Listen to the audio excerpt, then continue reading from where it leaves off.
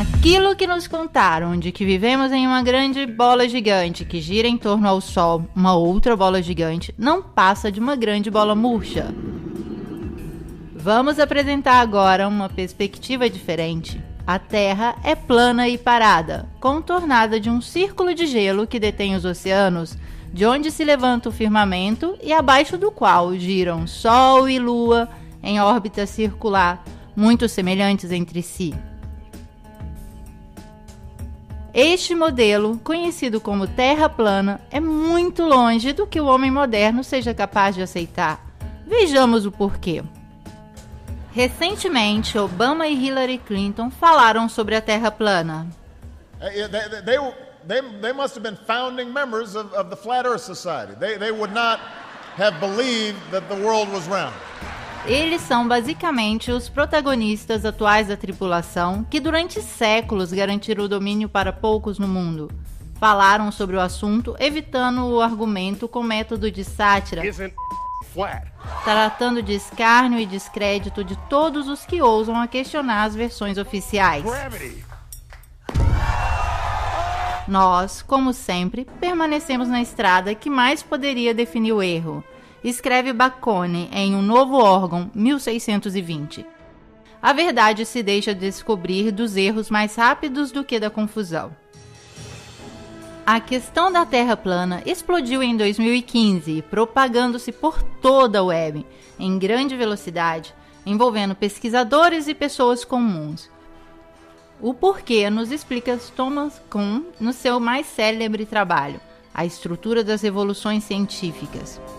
A ciência, segundo o filósofo, não avança por acúmulo de descobertas e inovações, mas a mudança do paradigma acontece através das revoluções. Como aquelas sociais, as revoluções científicas são anunciadas de uma crescente intolerância nos confrontos da ordem existente. Neste caso em particular, o cientista adverte que o velho paradigma deixou de funcionar, mas não renuncia facilmente. Ao contrário, obstrui a investigação. Os cientistas de ambos os lados exibem acusações de heresia, chamado de conspiração, ou ortodoxia, negação. Cada revolução científica não é apenas incompatível, mas muitas vezes incomensurável com o que a precedeu.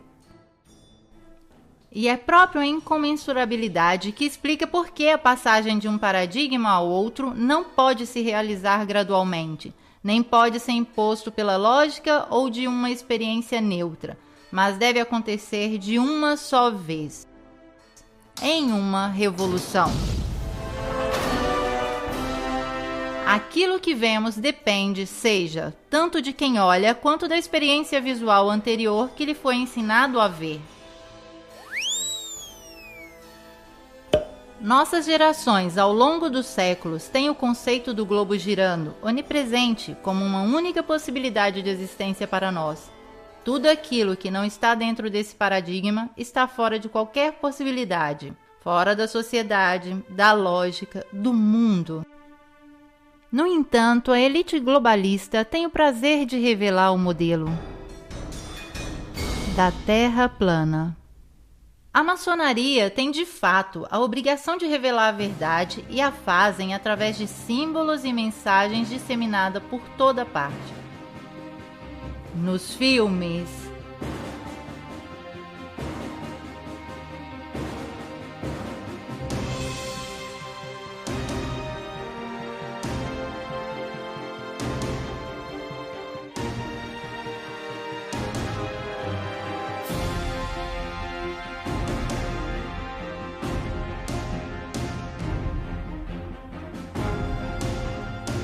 nos desenhos animados,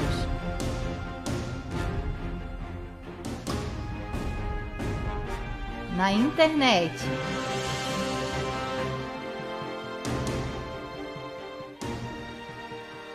nas cartas dos Illuminatis, no Ground Zero, no logotipo da ONU. Se eles não sabem como é a Terra... Hoje, o atual modelo que vê o globo terrestre girar em torno a um Sol 1 milhão de vezes maior, dentro de uma galáxia de 1 milhão de estrelas, em um universo de milhares de galáxias, está entrando rapidamente em crise. Não podemos saber ainda se essa crise vai se transformar em uma revolução científica que irá substituir o modelo atual. Mas os pontos de ruptura do sistema parecem ser inequivocalmente emergentes. Antes de denunciá-los, acrescentaremos um prefixo. Todas as informações no campo astronômico hoje provêm exclusivamente do monopólio das agências espaciais.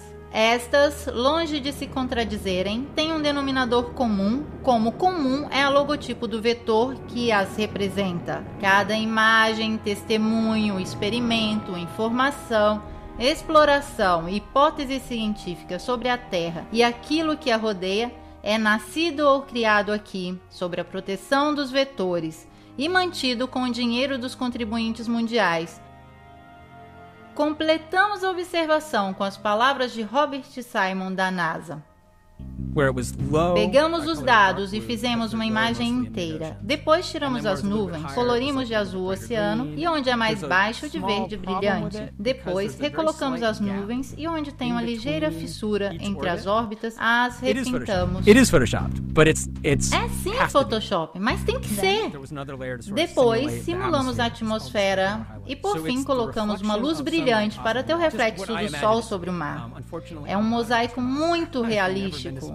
Eu não sou um astronauta, nunca estive no espaço, mas tentei criar a essência da Terra baseado nesta foto. É sim Photoshop, mas tem que ser.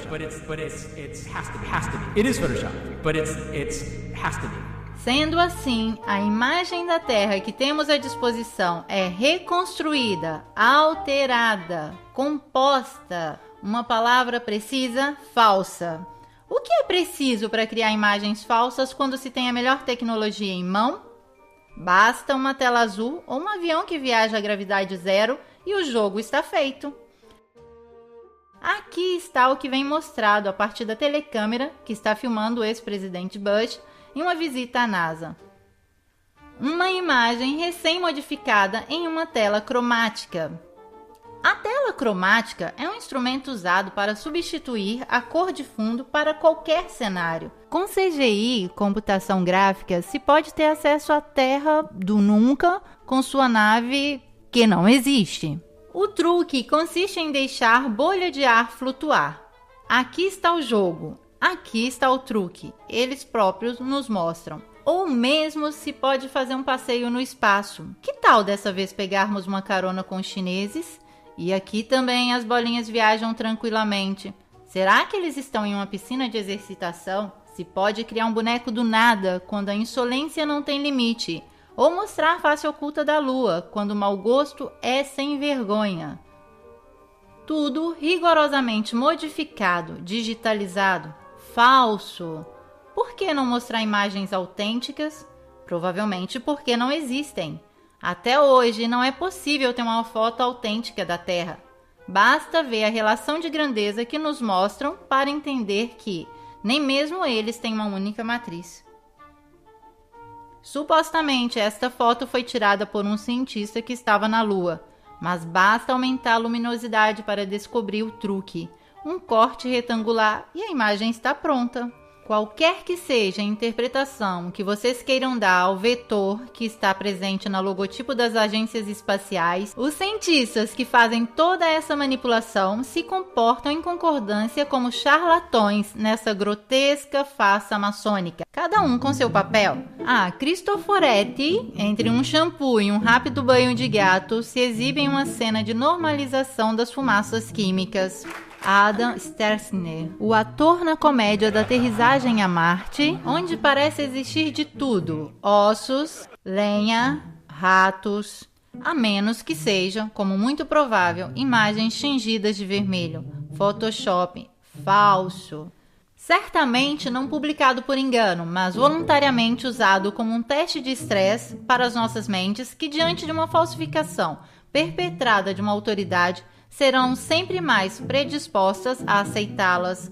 Dissonância cognitiva. E Obama, que quer desenvolver tecnologias para ultrapassar os cinturões radioativos de Van Allen e enviar pela primeira vez um homem na órbita baixa? Mas espere, os Estados Unidos já não realizaram essa missão 50 anos atrás, desembarcando na Lua com um monte de lata velha e folhas de alumínio ligados com fita adesiva?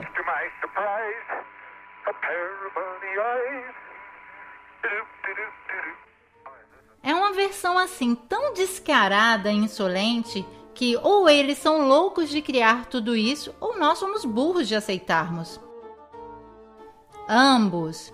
O monopólio das informações bem coordenadas com o mundo da escola, da ciência, da política é milagrosamente capaz de insinuar contradições tão grandes na percepção da realidade de qualquer um que ousar a vê-la. Diz Eric Kubler, o ser humano é um sistema de informações e, de consequência, pode ser curado através da informação. Isso é o que estamos fazendo agora quando falamos da forma da Terra. E aqui está tudo que não faz sentido no modelo esférico atual. Vamos tentar explicar uma criança que pergunta: por que as pessoas do Polo Sul não caem para fora da Terra? Porque a força de gravidade o mantém preso à Terra, responde a professora. E deste dia em diante a criança não vai mais querer saber de nada do seu antigo, intuitivo, original e sagrada dúvida. Se tentasse na idade adulta, ele seria invadido de uma quantidade de fórmulas e equações matemáticas que o confundiriam para sempre. A força de gravidade é uma teoria, não uma realidade. Isso já dizia Einstein. Isso, que passa por lei de gravidade, poderia ser explicado com o conceito de densidade e flutuabilidade. Um objeto mais denso que o ar cai. Um menos denso tende a flutuar. Vejamos o que diz Einstein de Nikola Tesla, um dos maiores e nobres gênios de todos os tempos. O que nos diz de ser o homem mais inteligente do mundo? Não sei, você deveria perguntar a Nikola Tesla. Vejamos agora o que diz Tesla sobre a força da gravidade. A relatividade de Einstein é uma maravilhosa vestimenta matemática que fascina e impressiona, tanto que a gente que está cega não consegue ver os erros do fundo. A teoria é como um mendigo vestido com púrpura que as pessoas ignorantes o têm como rei. Seus sustentadores são homens brilhantes, mas são mais metafísicos que cientistas. Escreve o pesquisador Anthony Peck: aquilo que foi etiquetado de forma errada como gravidade é em realidade linhas magnéticas de força. É de fato o universo eletromagnético intuído de Tesla e ocultado com a teoria da gravidade. É o que trabalha secretamente o CERN de Genebra. Ao invés, a nós, nos dizem que a força da atração deveria nos puxar para o núcleo da Terra. Mas quem já viu este núcleo? A profundidade máxima de perfuração realizada pelo homem supera pouco mais de 12 quilômetros, equivale apenas à profundidade da crosta terrestre. Então, do que eles estão falando?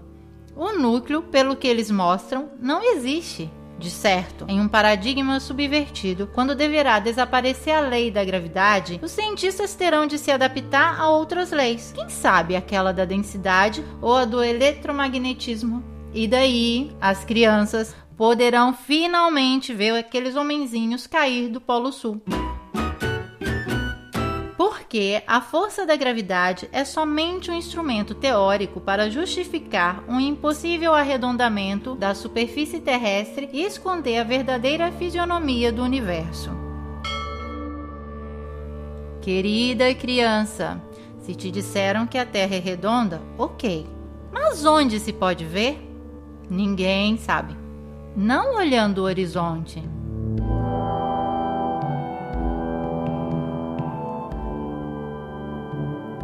Não da janela do avião.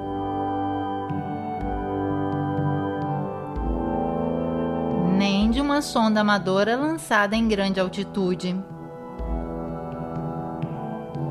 Como se vê, em todos esses casos a Terra é evidentemente plana. Sim, certo.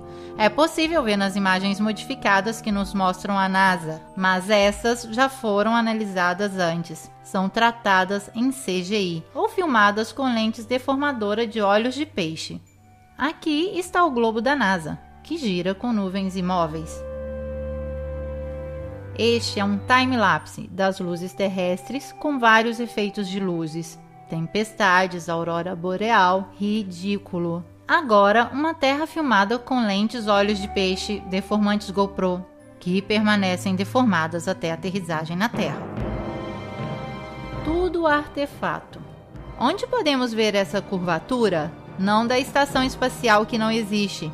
Já vimos que é um set de filmagem. Se pode observar um avião que voa, poderia ser um drone, mas as imagens daí são pura ficção. All of that happened in a little town called York, Maine, across the United States from where we're talking to you right now. And all of that happened in a little town called York, Maine, across the United States from where we're talking to you right now. É um truque. Estamos dispostos a acreditar somente se durante uma transmissão ao vivo um astronauta pegasse a câmera e nos fizesse ver a partir da escotilha da nave. Repito, pegar a câmera que está filmando ao vivo, não com aqueles enquadramentos tratados em pós-produção, senão permanecemos sempre no campo da computação gráfica. Devemos ver o globo dos satélites? Qual satélites? Aqueles descritos por uma caneta do escritor de fantasias Arthur Clarke, que o inventou em 1945. Sim, porque o satélite é um produto editorial e foi realizado somente 20 anos depois da NASA. Mas até hoje não temos imagens credíveis da construção de um só satélite, muito menos da estação espacial. Com todos os dados em mão, hoje deveriam existir em órbita cerca de 20 mil satélites, mas ninguém nunca registrou a presença de nenhum, ou mesmo uma possível colisão, ou queda, ou passagem enquanto se observa a Lua. Nunca visto, nem da Terra nem do espaço, excluindo as imagens elaboradas com computação gráfica. Buongiorno, questa è l'ultima foto del nostro cosiddetto satellite sull'Italia. Devemos acreditar que objetos similares podem resistir a uma temperatura da termosfera ou da exosfera até 2000 graus, mas o alumínio se funde a 660. Inaceitável.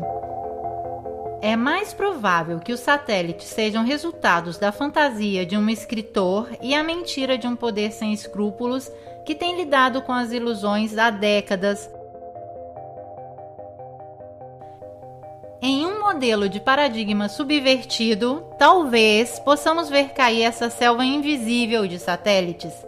Também porque hoje todas as telecomunicações são realizadas por milhões de quilômetros de cabos de fibra ótica e de antenas de rádio em todos os lugares do nosso território. Verificar a existência de um satélite nos dias de hoje seria muito fácil. Bastaria que girassem o telescópio Hubble, por exemplo, da parte da Terra e nos mostrasse ao vivo o centro de uma cidade americana.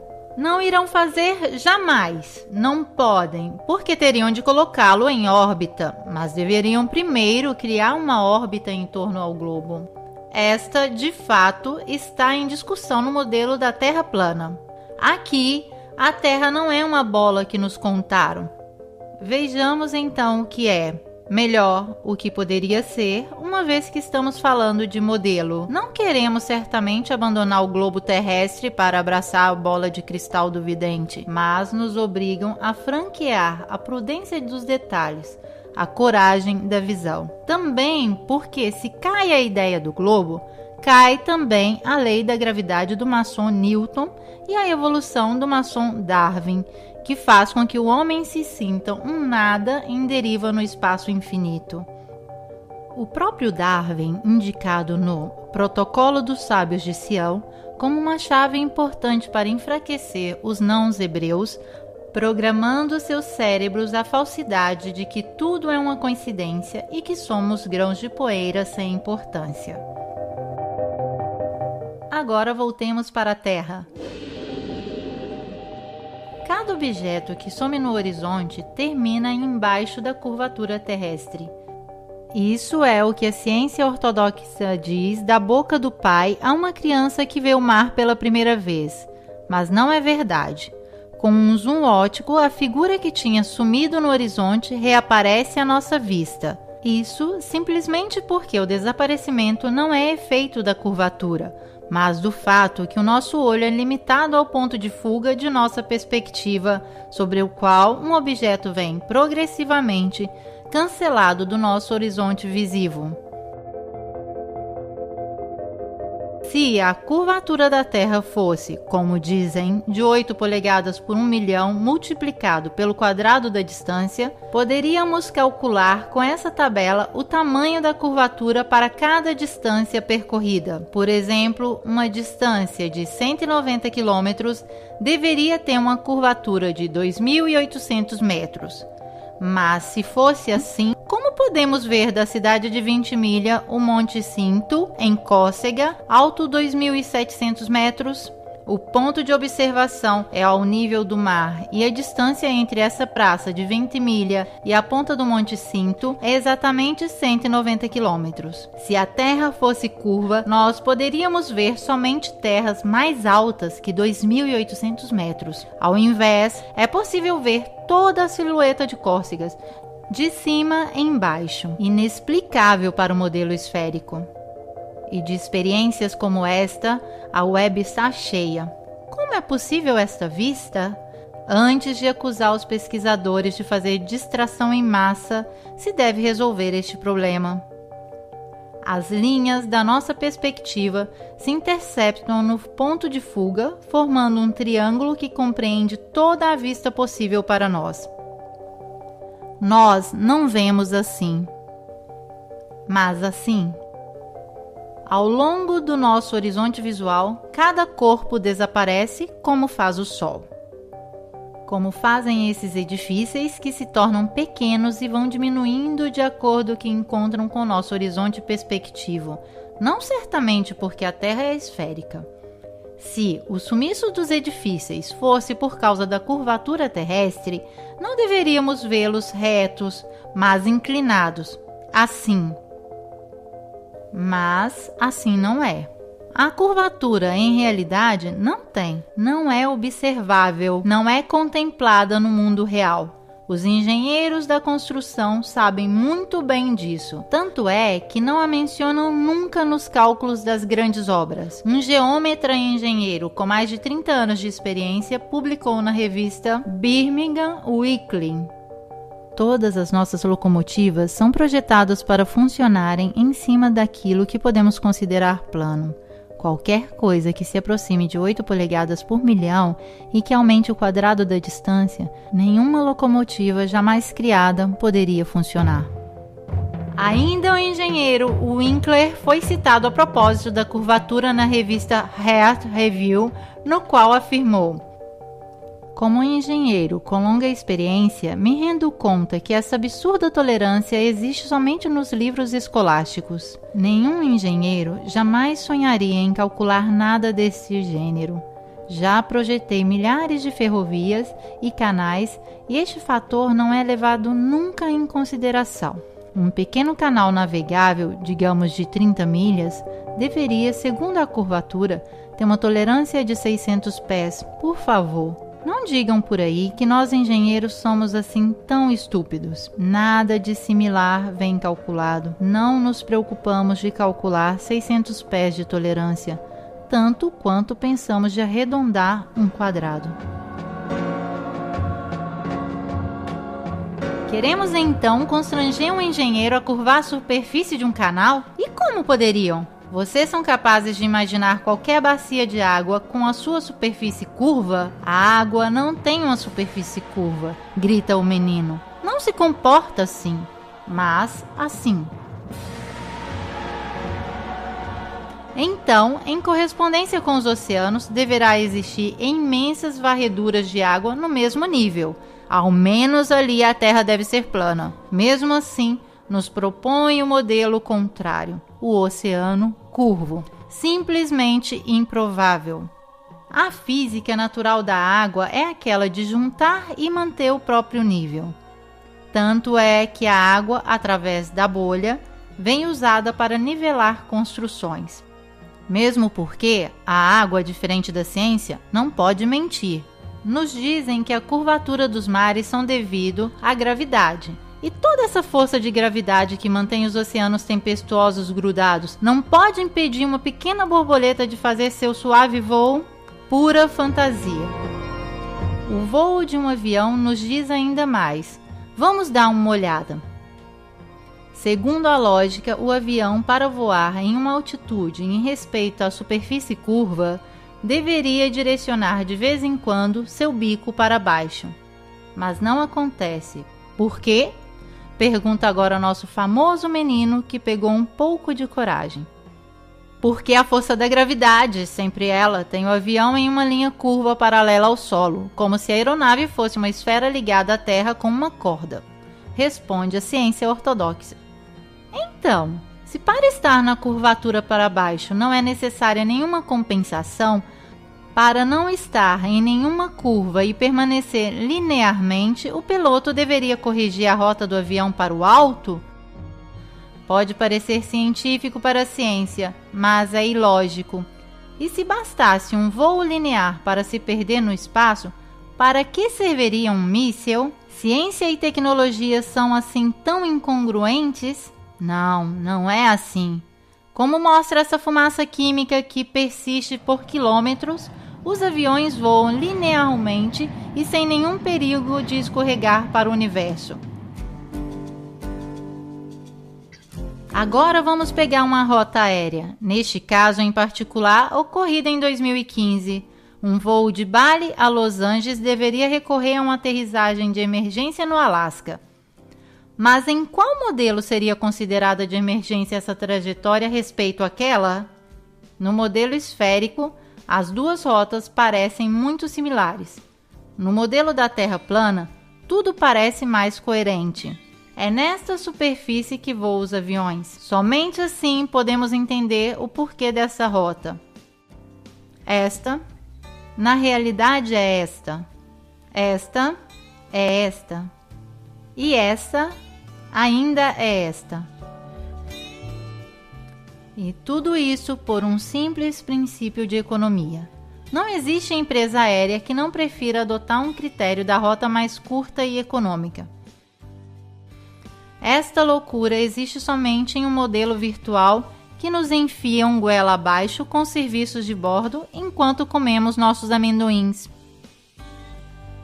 As rotas aéreas são todas calculadas em um mapa similar, porque se realizam sobre uma terra plana.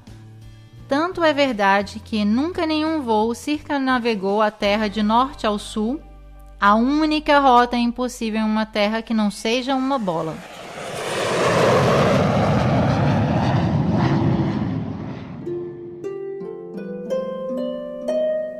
Um modo elegante de explicar a curvatura terrestre é fornecido por Eratóstenes de Cirene, matemático e filósofo que viveu no século III a.C. Agora, nosso menino, que já está virando um rapazinho, insolente e sem muita reverência, se pergunta como é possível que até hoje temos que exumar Eratóstenes para provar um fato assim tão grande como a forma do nosso mundo? Simples, porque estes coveiros têm em mãos apenas um punhado de cinzas. O experimento de Eratóstenes consiste em medir o raio da Terra esférica, que tem somente 5% de diferença do que se considera válido atualmente. Ele observa simplesmente a diferença de sombras projetadas pelo Sol ao meio-dia do holístico de verão nas cidades de Siene e Alexandria do Egito, distante entre elas 5.000 estádios imaginadas no mesmo meridiano.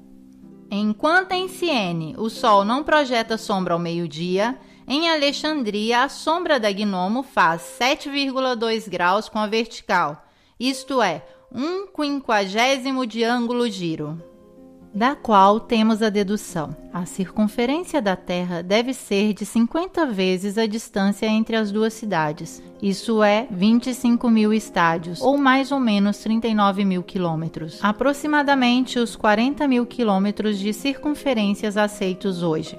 Na encenação do filme do pouso na Lua, as sombras dos corpos projetados pelo Sol em uma superfície lunar são divergentes entre si, mesmo estando a poucos metros de distância no plano, então sem necessidade de presumir qualquer curvatura significativa. Mas, se o Sol estava distante cerca de 150 milhões de quilômetros da Lua, sombras de objetos assim tão próximos entre si deveriam ser paralelas. Essas são justificadas por uma iluminação muito próxima. Sabemos que a NASA simulou o pouso na Lua, mas tudo o que podemos observar é como em uma superfície plana, a inclinação das sombras possa variar pelo motivo da proximidade da fonte luminosa. Isto é o que Eratóstenes resolve pressupondo uma curvatura da Terra ao invés de atribuir ao Sol uma distância muito inferior. O modelo da Terra plana realmente descreve um Sol muito mais perto da Terra, como a visão destes raios nos sugere.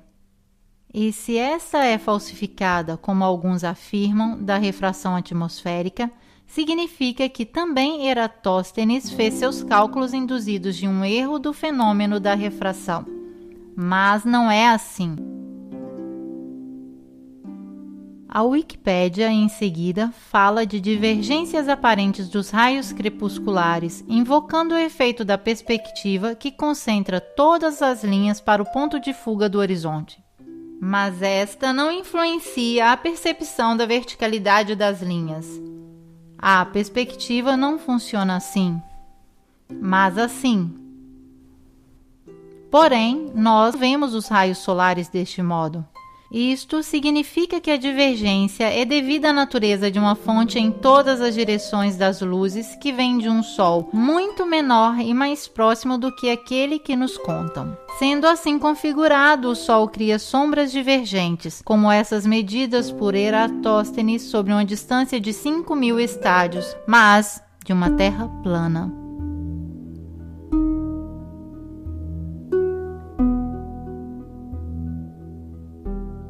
Agora vamos nos ocuparmos do movimento da Terra examinando a maior prova de todas, o giroscópio, um instrumento físico que consiste em manter seu eixo de rotação fixo, qualquer que seja o movimento em torno a si. Isto acontece pelo efeito da lei de conservação do momento angular e se realiza através da ligação exclusivamente mecânica do eixo de um rotor com sua suspensão cardânica.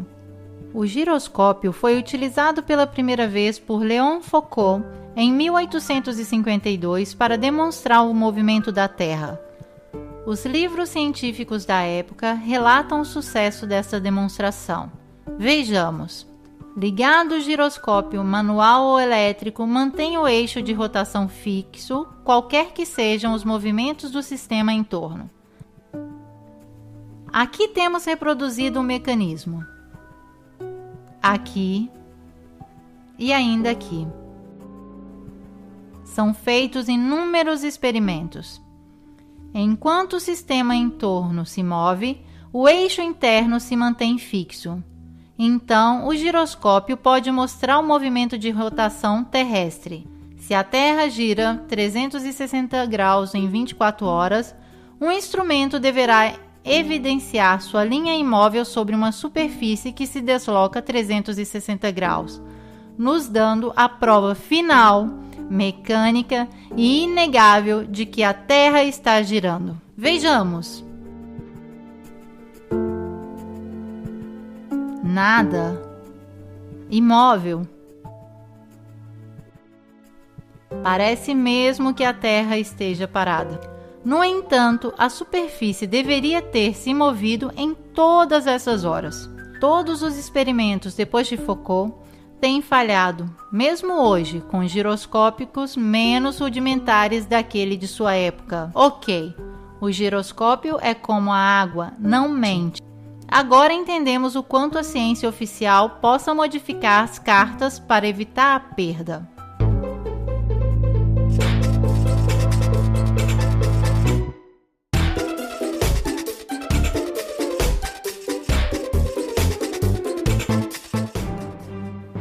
Temos ainda o efeito Coriolis. Os divulgadores científicos não veem a hora de se afirmarem sob fórmulas que demonstrariam como essa força aparente pode fazer girar os redemoinhos dos drenos dos banheiros em sentido horário se você usa o bidê no hemisfério norte e sentido horário se você usa no hemisfério sul. Basta, te peço. Para saber mais sobre os drenos dos bidês, consulte o Wikipédia. Eles inventam forças imaginárias e as aplicam como querem. Fazem valer o efeito Coriolis para um tiro de bala disparado no ar que supostamente se deixa agir dessas forças antes de bater no chão, mas não para um avião que deveria também sentir o movimento da Terra e aterrissar assim, porque as loucuras podem ser colocadas em circulação até que se choquem com a parede da realidade. Vamos desmascará-los. Os redemoinhos e os drenos dos banheiros giram ambos os sentidos em todos os lugares, e os aviões podem aterrissar tranquilamente sobre a Terra parada. Se a Terra girasse com sua atmosfera constantemente para o leste a 1000 milhas por hora, nenhum avião doméstico que viajasse a 500 milhas por hora conseguiria chegar à sua destinação no Oriente antes que seu destino o alcançasse por trás.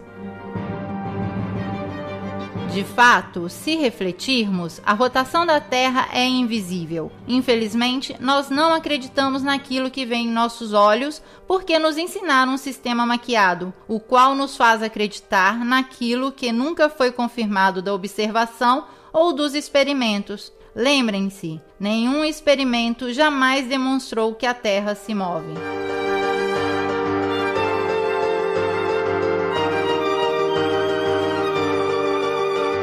Nosso rapazinho tornou-se irreverente, não suporta mais os enganos das teorias para justificar um mundo que não vê, que não existe, nem mesmo de aparência. Como podemos ilustrar o paradigma com o qual um dia talvez ele tenha que lidar? Se chama Terra plana.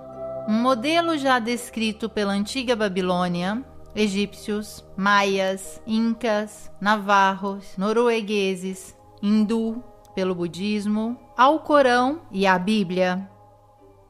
E a Terra, assim como podemos vê-la, acreditando em nossos olhos, plana e parada, com um polo magnético ao norte que aponta sempre para a estrela polar, um equador entre a linha mediana e um imenso círculo de gelo chamado Antártida, da qual se pensa que possam existir outras terras ou onde se inicia a cúpula do firmamento, o nosso universo.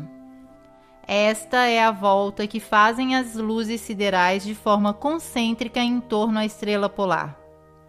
Junto com esta cúpula, Sol e Lua, ambos com um diâmetro hipoteticamente cerca de 50 km, descrevem um modo circular em qual se alternam os dias e as estações, mais quentes ao norte com o estreitamento dos movimentos para o polo, ou ao sul, alargando-se o modo para o externo.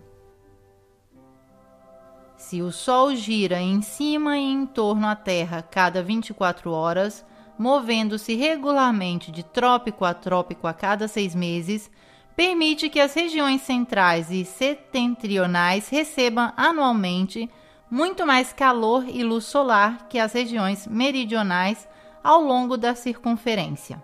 Do momento em que o Sol se move mais rapidamente em cima das regiões meridionais, nas mesmas 24 horas que se deve passar sobre a região setentrional menor, sua passagem será em proporção necessariamente mais lenta.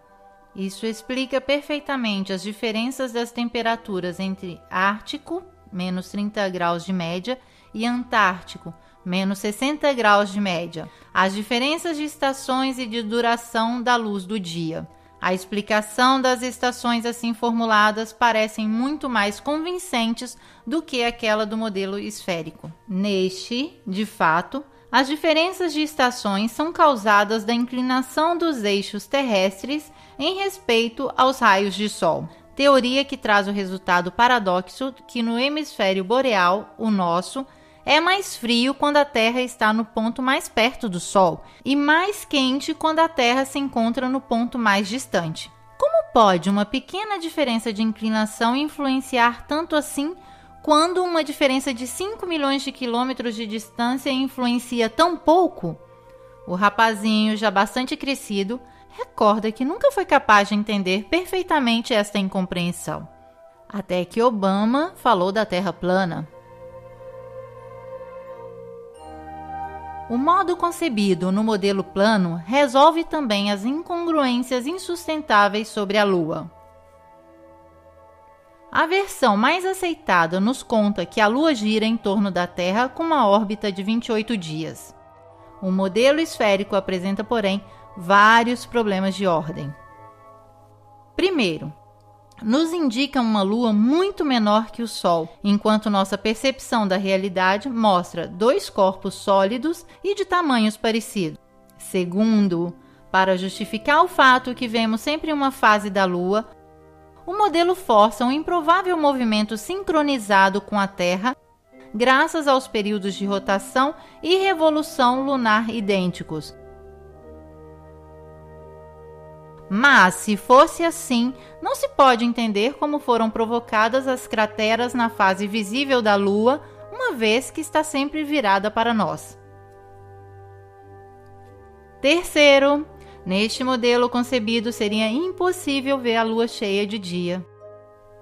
Mas é aquilo que vemos na realidade.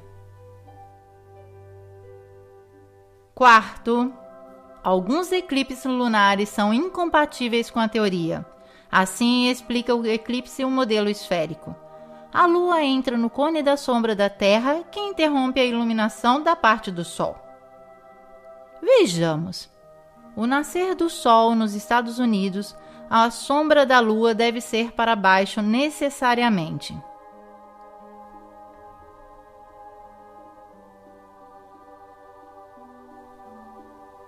Mas, na realidade, não é assim. Estamos no Novo México, durante o eclipse de 10 de dezembro de 2011.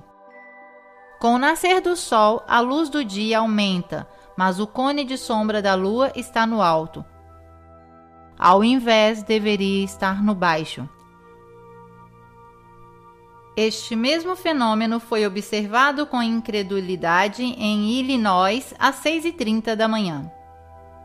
I find very interesting is I was expecting the shadow to come upward across the moon as it would go down and it would pass into shadow, and actually it's going the other way around. Também neste caso temos que escolher: ou acreditamos na ciência e fazemos de conta que a realidade não existe, ou observamos a realidade e damos o chute definitivo ao modelo esférico. No paradigma da Terra plana, a Lua, que seja uma esfera, um disco ou quem sabe qualquer outra coisa, tem uma órbita um pouco mais lenta daquela do Sol, 25 horas. Este é o modelo que nos parece mais plausível. O modelo indicado explica também o eclipse solar, fenômeno que os antigos sabiam calcular perfeitamente sobre a base desta planta, a Terra plana. Agora vamos passar para o Sol. Como o nascer do Sol é o seu lento aproximar-se vindo do leste, o pôr do Sol nada mais é que seu desaparecimento no horizonte visível dos nossos olhos. Nenhuma curva o coloca abaixo do horizonte. O Sol simplesmente some do ponto de vista da nossa perspectiva. Ainda uma vez que a observação da realidade nos dá a percepção exata das coisas. Parece de fato evidente que seja o Sol a se aproximar ou se afastar de nós, girando em uma Terra plana que é o centro do universo a nós visível. Uma das principais chaves para o arranque da crise do paradigma esférico é de fato colocar luz nas contradições junto ao modelo universo dominante. Se a Terra estivesse a girar, se encontraria com estações contrárias nas duas posições opostas ao Sol A e B. Passando então de um ponto ao outro, devemos observar a inversão dos dias com as noites. Meia-noite de junho deveria se tornar meio-dia em dezembro. Isso não acontece porque dizem que a cada 24 horas a Terra gira 1 grau a mais em sua rotação, não 360 graus, mas 361 graus. Esta compensação manteria os dias e as noites nas duas posições da Terra indicada.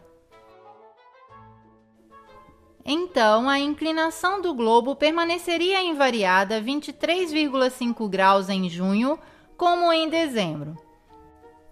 Considerando que o Polo Norte aponta sempre para a estrela polar, como pode acontecer isso no mesmo momento A e B, que estão distantes entre eles 186 milhões de milhas e com uma inclinação do eixo invariado? De fato, a realidade não é compatível com a teoria, como ao invés em um modelo parado, que descreve uma superfície plana, sobre o qual gira o firmamento de estrelas sempre em torno à estrela polar. O que inventaram os teóricos ortodoxos para justificar a esfera? A estrela polar é distante 2,55 quadrilhões de milhas, assim é que não se pode calcular a paralaxe esferal da Terra entre junho e dezembro. Então, nós podemos ver uma estrela assim imensamente longe a olho nu? Certo, rebatem eles, porque é 46 vezes maior que o Sol. É assim que usam tamanhos e números desdobrando-se a resolver cada teoria falida que inventam. Essa é a lição que nosso menino, agora já velho, pode ainda aprender com as palavras de Nikola Tesla. Os cientistas de hoje substituíram a experiência pela matemática, vão de uma equação a outra e ao fim constroem uma estrutura que não há nenhuma conexão com a realidade. Aqui está o que vemos com o telescópio. Este somente podemos observar. Aqui, por exemplo, Vênus, Ciro, Arturo, Vega, Betelgeuse. Os astros são visíveis assim e provavelmente respondem à lei da densidade, diverso daquele que reina no plano tridimensional da Terra. Vivemos em um sistema no qual somos o centro enquanto estrelas rodam em torno, ou somos a periferia que se move em um sistema solar na infinidade do universo?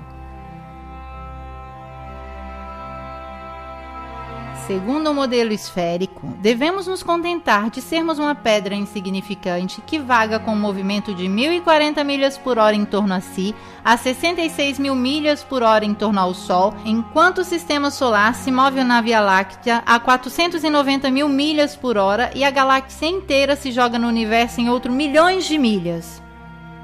Tudo isso sem que possamos perceber nada. Percebemos a corrente de ar, de água, a densidade dos corpos, o eletromagnetismo que causa terremotos, mas a velocidade com a qual se move o nosso planeta, não. Não existe nenhum efeito captado dos nossos sentidos. Mas isso é possível? O modelo proposto de uma Terra em caminho não combate com aquilo que vemos no céu. Aqui, a estrela polar está sempre no centro da rotação de todas as outras estrelas e durante milhares de anos as constelações permaneceram fixas no mesmo ponto, sem mudar de nenhum modo a posição de suas trajetórias. Se a Terra fosse uma bola orbitante em torno a um Sol que se movesse em uma galáxia surgida do Big Bang, como afirma a NASA, seria impossível que as constelações permanecessem imóveis. Baseando neste modelo, deveríamos, de fato, ter um céu noturno completamente diverso a cada simples noite, e as estrelas visíveis não seriam nunca mais as mesmas estrelas por 2 vezes seguidas. Somente se fosse assim, poderíamos render a este modelo a razão. Mas a ciência ortodoxa dispõe do paradigma dominante que foi criado em 2 milênios e o desfrutará o máximo possível, exibindo leis feitas de equações que terão em único escopo de render inacessível a observação do universo e a crítica do modelo imposto.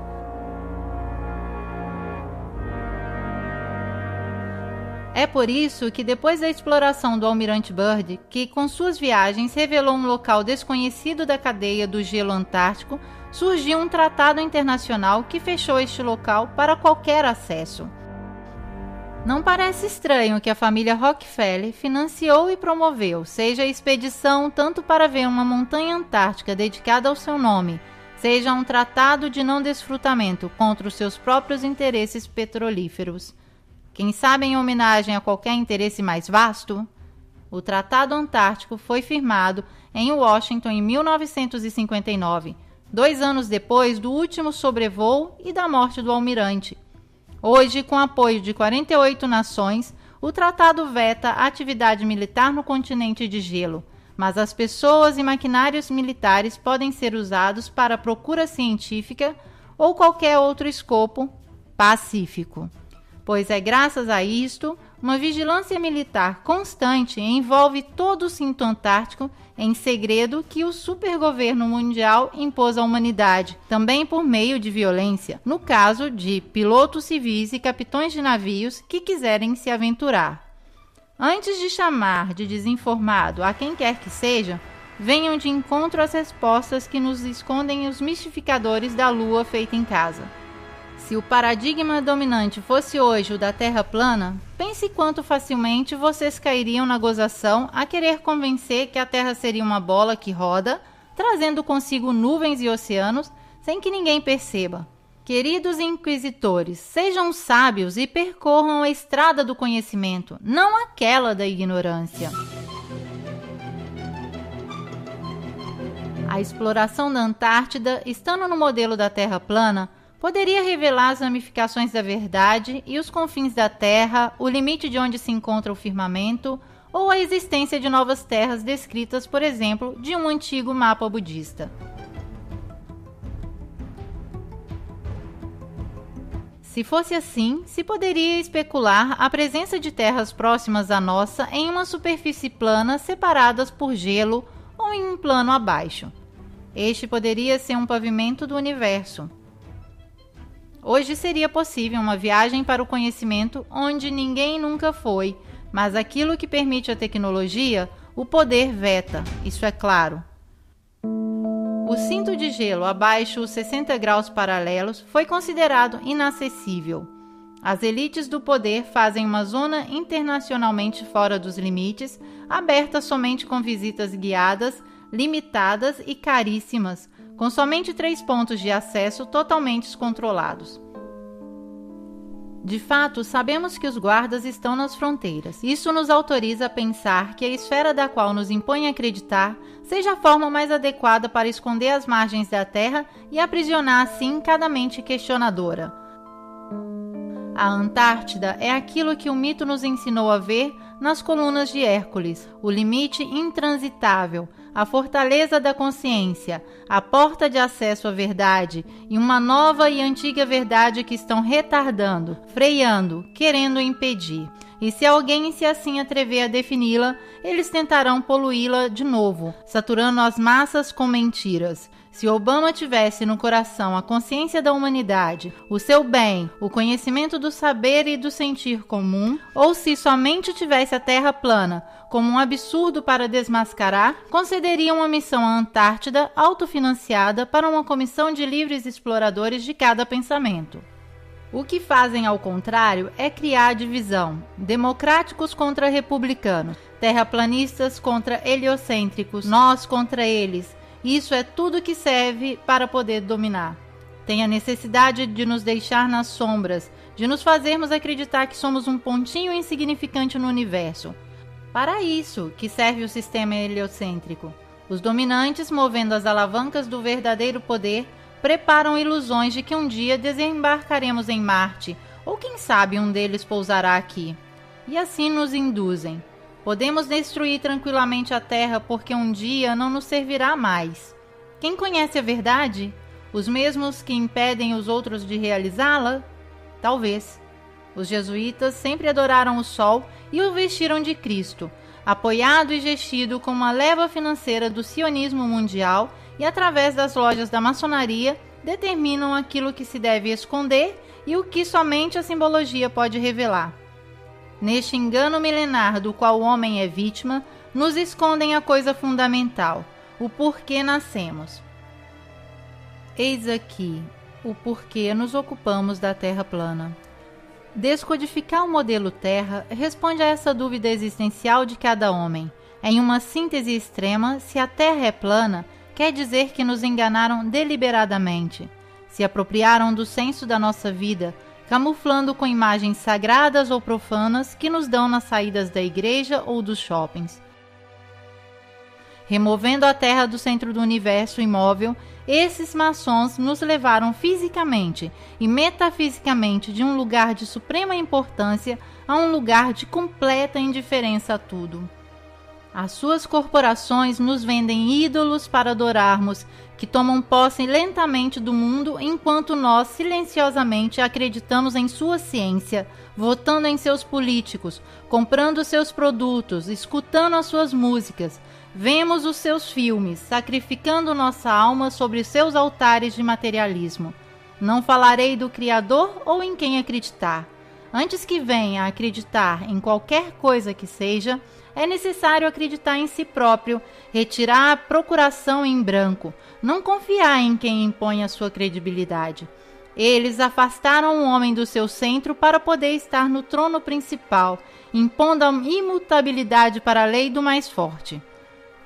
Como todos os enganos, é em vão perguntar quem seriam os cúmplices. Astronautas, pilotos de avião, políticos, cientistas. Certo? O paradigma vencedor é indiscutível se deseja manter o próprio trabalho e a própria reputação social. A estrada percorrível é aquela da consciência e procura pessoal, que devagar se transforma em consciência e procura coletiva. Estaremos abaixo da satirização dos grupos que acreditam no sistema, mas quem tem consciência tem também ombros largos para carregar este peso. Entanto, nós temos rumores que o Vargo Celeste seja impenetrável. Se tem que inventar todo este cinema é porque não pode acessá-lo. Tanto é verdade que os Estados Unidos e a União Soviética o tentaram violar com sucessivas operações. Explosões atômicas realizadas na atmosfera logo depois das últimas descobertas no Antártico. But strangely enough, there's left in the world today an area as big as the United States that's never been seen by a human being. And that's beyond the pole on the other side of the South Pole from Middle America. And I think it's quite astonishing. A elite poderia, então, ter descoberto o firmamento e estaria procurando uma forma de ultrapassá-lo. Mas pode o homem querer destruir a própria casa que o abriga? Podemos deixá-los agir assim impunemente? A ciência, escrava dessa intenção, quer se fazer acreditar que está protegendo e não ocultando a Antártica para os escopos do domínio? Vocês podem ser persuadidos assim tão facilmente? Que outra coisa poderia ser essas incursões destrutivas, senão as tentativas de romper a cúpula e ultrapassar os limites impostos para a vida na Terra? Parece estranho falar de cúpula também para mim, mas se até Hillary Clinton o faz, por que nós também não podemos? Por que não devemos nunca dar voz à sabedoria que tinham os antigos ou a essa impressionante e nítida foto tirada na última missão na Antártica? But we are all standing under a glass ceiling right now. O que é essa barreira impossível de superar? Um material super translucente, campos de força, assim chamadas faixas de Van Allen, afirmam eles. Alguma coisa, seguramente, que nem mesmo um foguete arrisca ultrapassar. 3, 2, 1.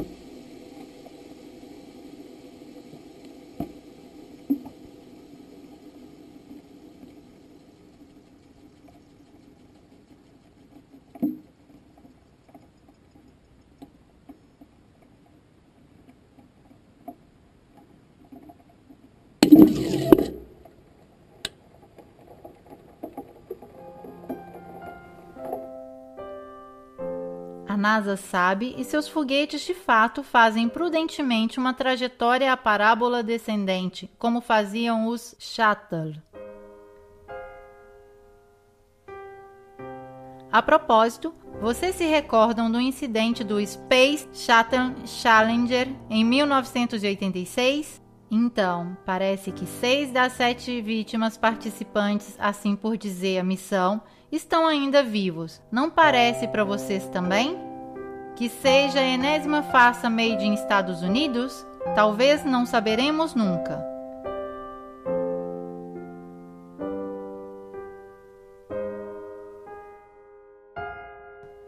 Este documentário não acabará com a revelação de uma verdade em mãos. A verdade que hoje escondem nos é comum também se pensarmos diversamente. Talvez é a nossa grandeza, a importância daquilo que assim cautelosamente a natureza, Mãe Divina, confiou dentro de um firmamento assim infalível, que parece existir como única e grande consciência, uma inteligência que o código divino de Fibonacci parece descrever.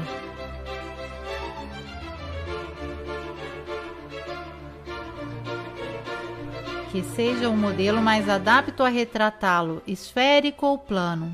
Tudo aquilo que existe tem a ver com cada um de nós, tem a ver com o menino que no berço já sabia de tudo e que depois de surpresas e surpresas se esqueceu, adormentado com o cansaço da experiência. Então hoje querem nos fazer acreditar que a Lua foi conquistada, que o núcleo da Terra nos atrai, que luzes tão pequenas são sóis gigantes a distâncias impronunciáveis, mas eles mesmos nos dizem que quem não é formado não pode contradizer, deve aceitar o arsenal atômico que acaba com o futuro da vida, a eliminação da inteira espécie terrestre a um ritmo da segunda grande extinção. Aceitar que o petróleo venha definido como fósseis, assim para vendê-lo por raro, mas indispensável. Que o veneno químico dos aviões passe por vapores, nos matando assim, sem nem ao menos um culpado. Aceitar que a elite domine a realidade e induza em todos nós a percepção da realidade que se faz cômoda.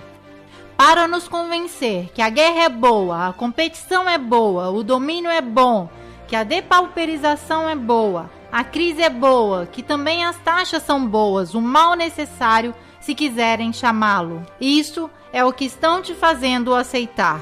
O modelo pode se subverter. E a Terra, assim como a vemos, é única, sozinha, inequivocavelmente o tamanho do nosso existir.